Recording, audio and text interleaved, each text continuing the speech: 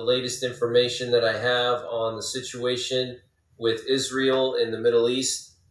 So apparently this evening, more U.S. bases have come under attack by Iranian militias in Syria. We're hearing that at least one U.S. base called Al-Shaddadi came under attack by Iranian-backed Shiite groups.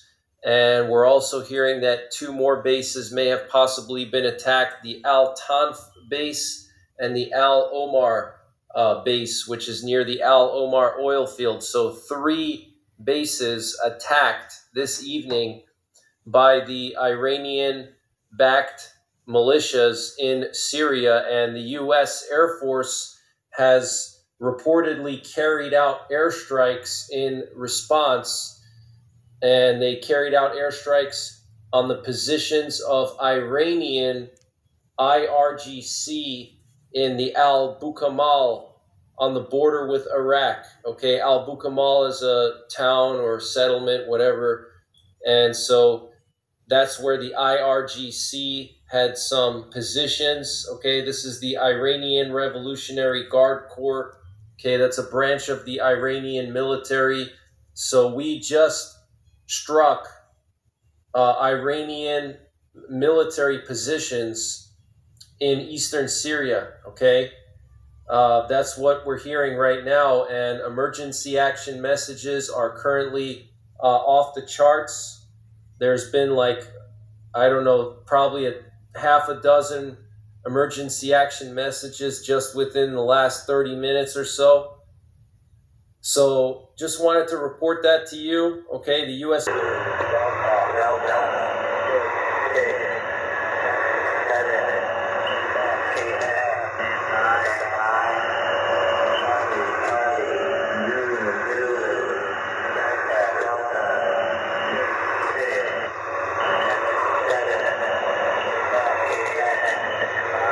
Russia, and they're backing up Iran. North Korea is sending ammo, tanks, short-range missiles to Ukraine and to the Middle East. We are in World War III. You have no future in this land. The only ones that have a future are the brothers and sisters, the Most High God's elect. The rest of you who threw the Bible behind your back, get prepared to meet your Maker. Everything is going to collapse. The economy. There's going to be a civil war here in this land. We're in a crisis.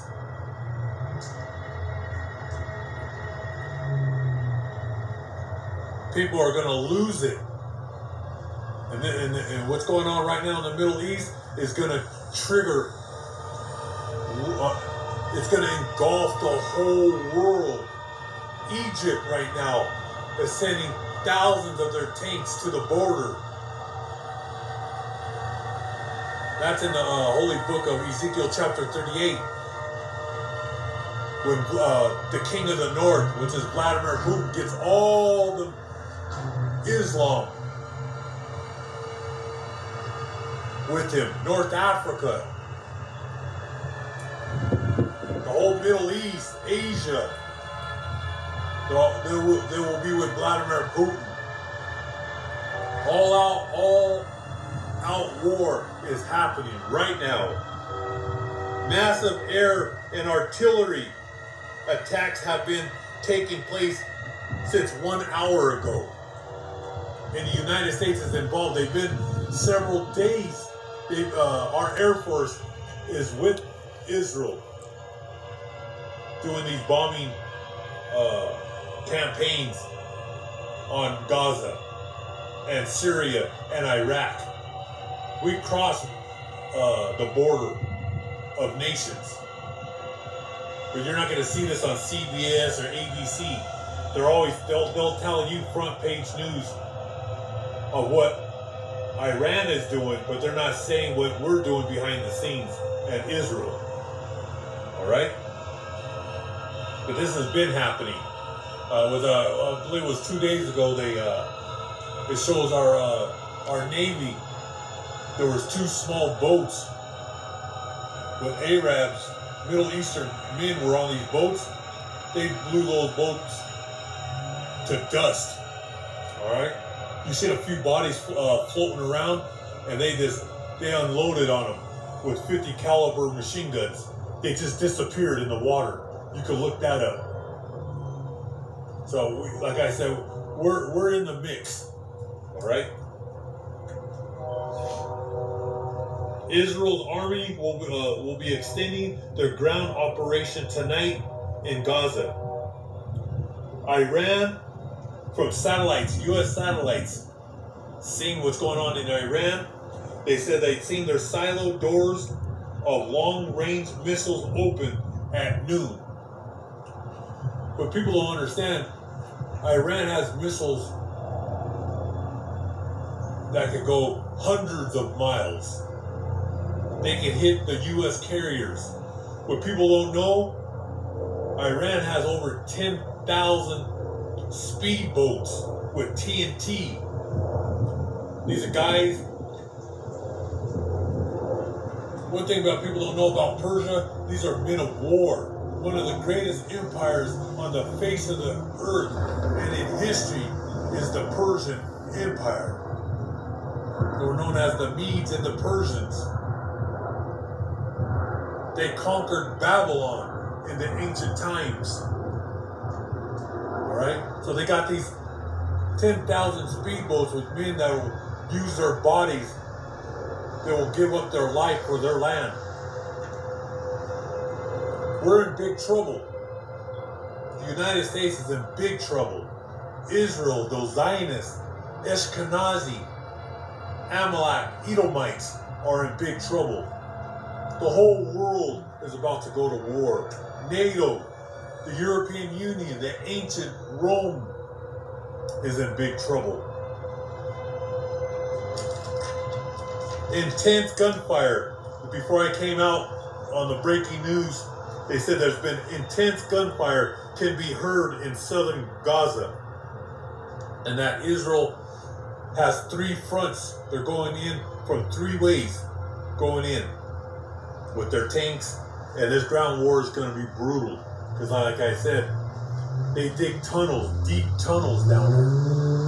And that Hezbollah, they're great fighters out of Lebanon. They went head to head with Israel. I believe it was in 2005, 2006. I remember watching it.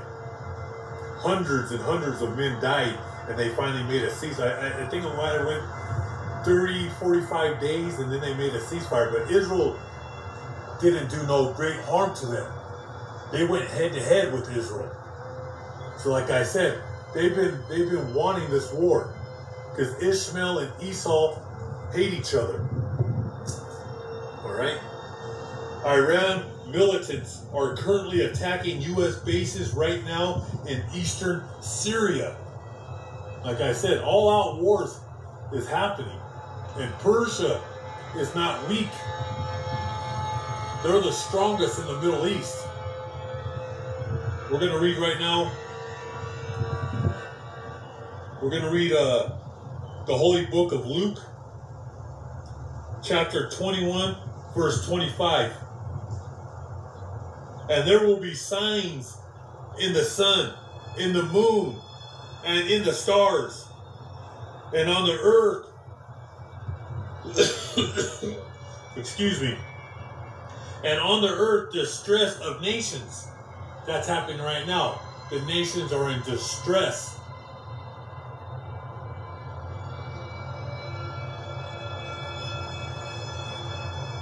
And on the earth, distress of nations and perplexity, and the sea and the waves roaring. And that's going to be all-out war. And it says right here, verse 26, men's hearts failing them from fear and the expectation of those things which are coming on the earth. Anxiety, panic attacks, heart attacks, and stroke on the four corners of this earth from the fear of World War III.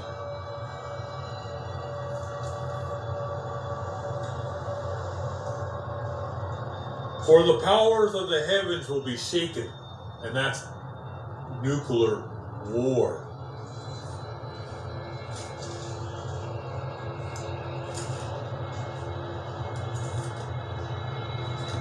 I'm going to read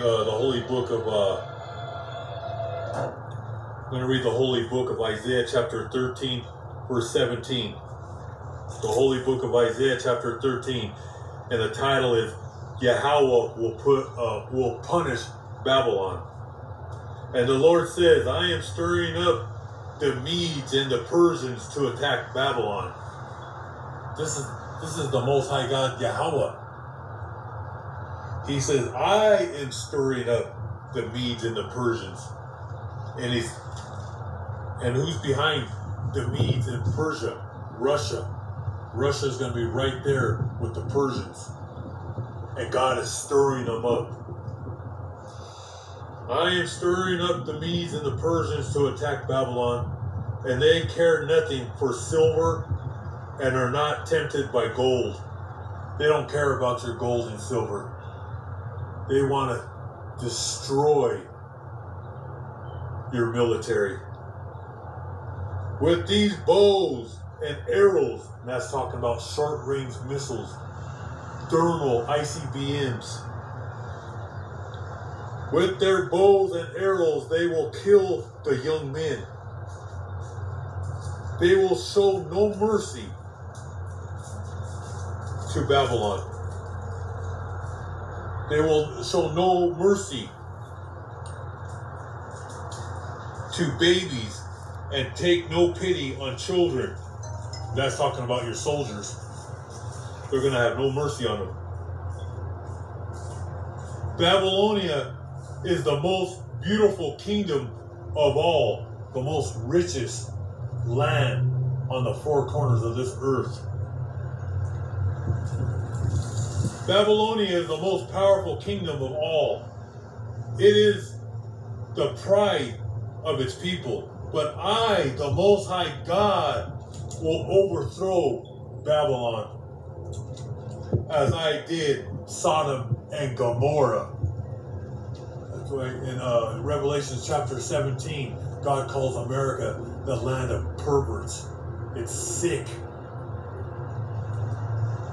With all the nasties and the movies and pornos and orgies, and how they sacrifice children here in the Bohemian Grove and right here in Colorado. He says, no one will ever live there again.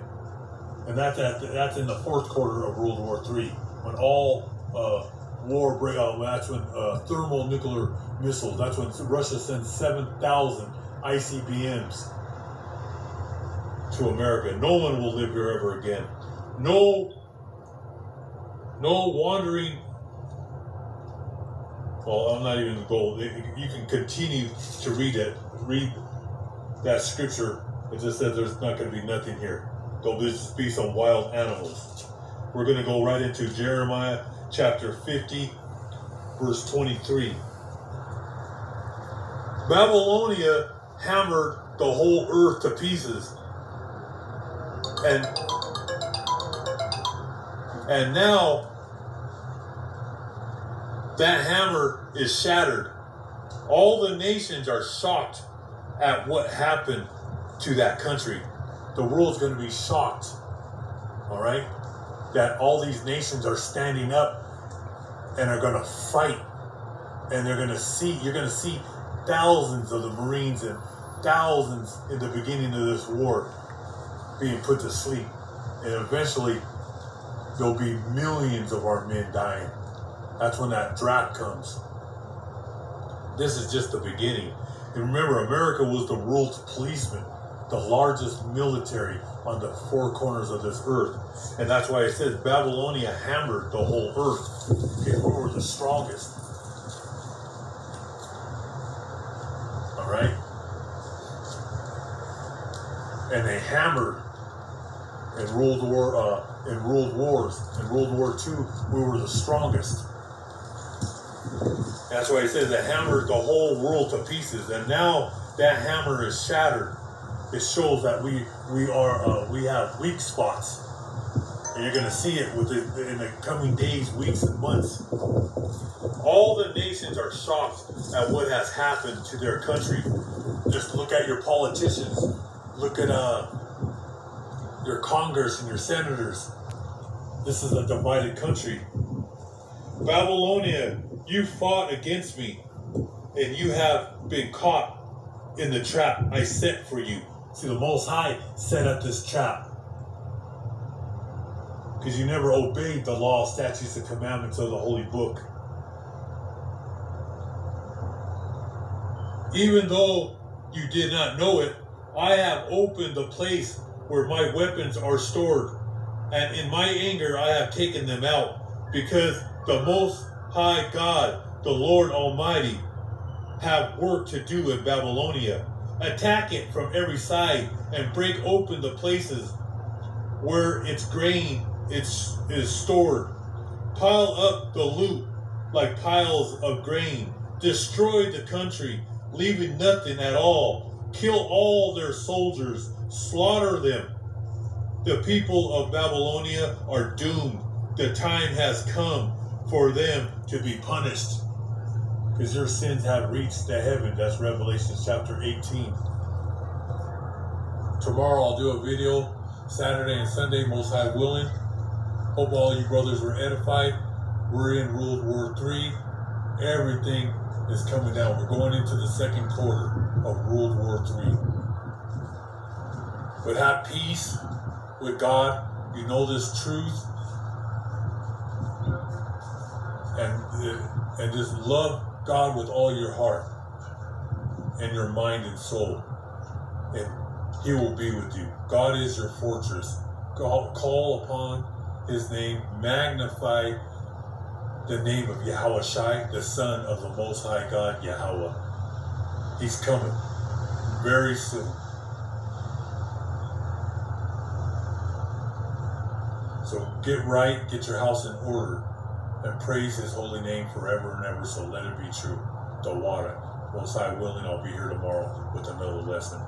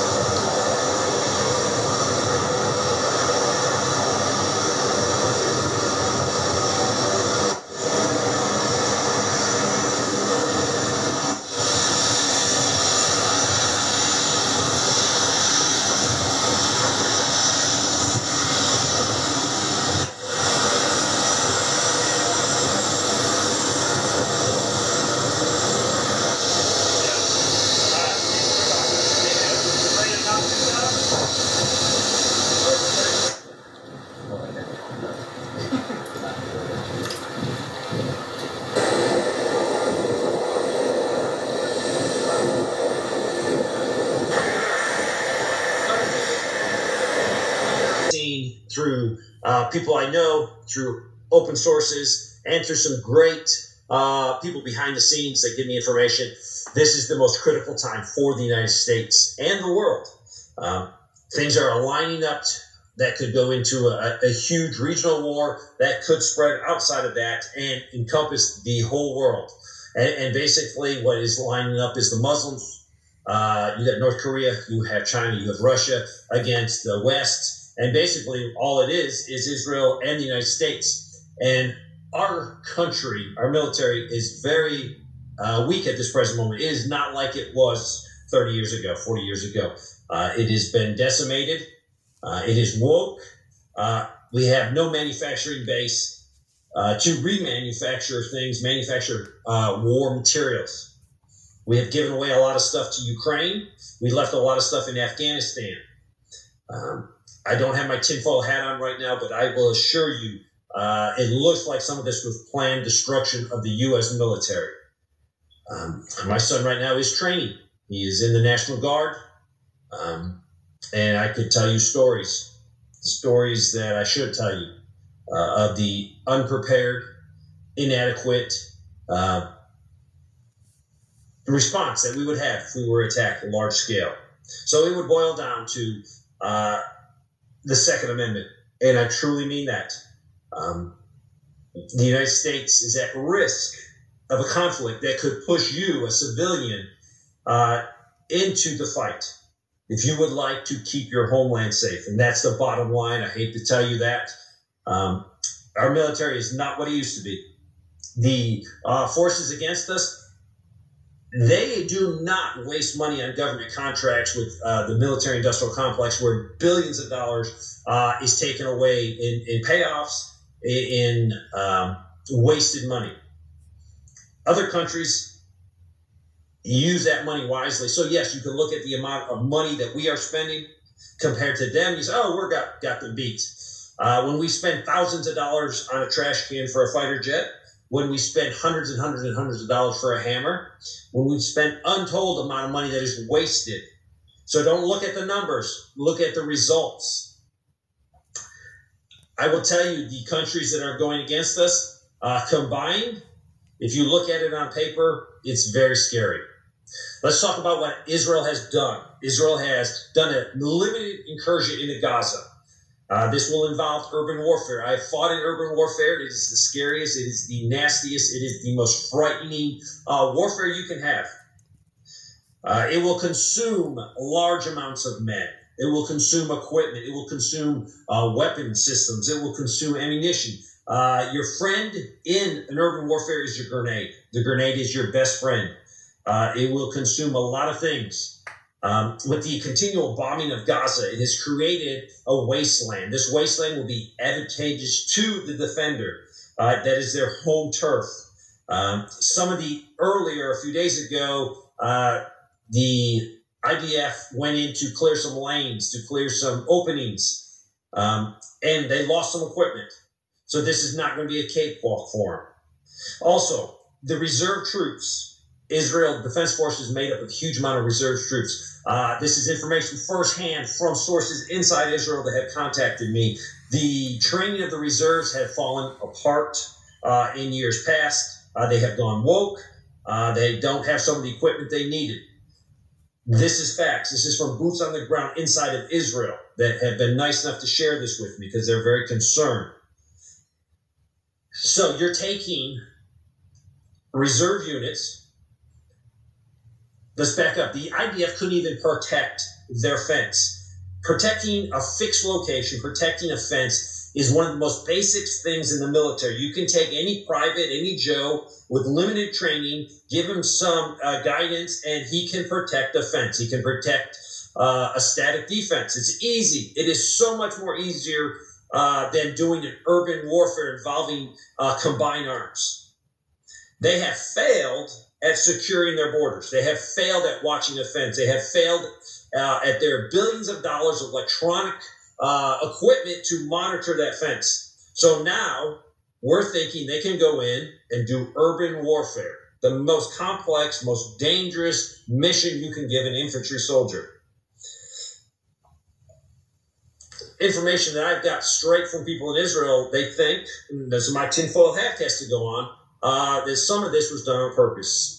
Some of the people that were supposed to be guarding the fence were not guarding the fence. Some of the things that were supposed to be up stood down. But doesn't matter. The Hamas penetrated and massacred Israelis. That is a fact.